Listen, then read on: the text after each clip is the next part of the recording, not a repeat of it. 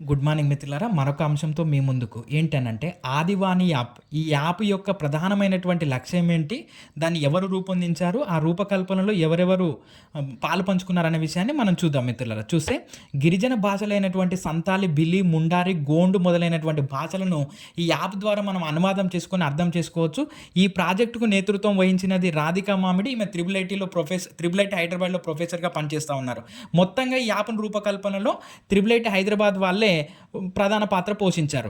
మరి ఈ యాప్‌ను రూపొందించడంలో వీళ్ళు ఎవరి సహాయం తీసుకున్నారు అనంటే triple IT Delhi, BITS Pilani, triple IT Raipur, Jharkhand, Odisha, Madhya Pradesh, Chhattisgarh, Meghalaya రాష్ట్రాలలోని పరిశోధన సంస్థల యొక్క సహాయం తీసుకొని ఈ యాప్‌ను రూపొందించారు త్రిబుల్ ఐటీ హైదరాబాద్ పరిశోధకులు.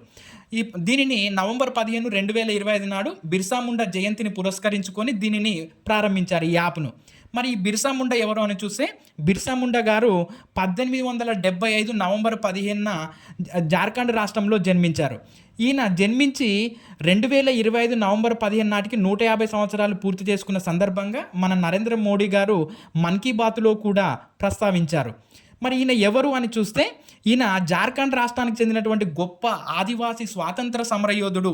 బ్రిటిష్ వాళ్లకు వ్యతిరేకంగా ఆదివాసీ హక్కుల కోసం పోరాటం చేసినటువంటి గొప్ప స్వాతంత్ర సమరయోధుడు, గిరిజన వీరుడు మన బిర్సా ముండా. అలాంటి వీరుడి యొక్క జయంతిని పురస్కరించుకొని మన కేంద్ర ప్రభుత్వము 2021వ సంవత్సరంలో అతని యొక్క జయంతిని మనము జనజాతి గౌరవ్ దివాస్గా జరుపుకోవాలని ప్రకటించింది. జనజాతి గౌరవ్ దివాస్ నాడు ఆదివాసీ వీరుల యొక్క పోరాట స్ఫూర్తిని స్మరించుకుంటూ వారి సంస్కృతిని మనం గౌరవించాలనేటటువంటి ఉద్దేశంతో మనకు జనజాతి గౌరవ్ దివాస్ను ప్రకటించింది కేంద్ర ప్రభుత్వం. ఈ బిర్సా ముండా గారు అల్లూరి సీతారామరాజు, కొమరం భీములకు కూడా స్ఫూర్తిగా నిలిచాడు.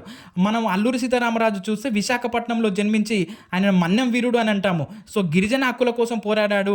అదేవిధంగా కొమరం భీం జల్ జంగల్ జమీన్ అనేటటువంటి నినాదంతో మన ఆదిలాబాదు జిల్లాలో ఇప్పుడు నేడాది కొమరం భీం ఆసిఫాబాద్ జిల్లాలోకి వెళ్ళిపోయింది.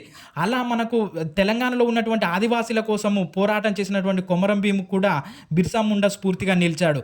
ఇలాంటి బిర్సా ముండా జయంతి రోజే ఈ ఆదివాని యాప్ను రూపొందించారు. మన ఛానల్ తప్పకుండా సబ్స్క్రైబ్ చేయండి, షేర్ చేయండి, లైక్ చేయండి మిత్రులారా.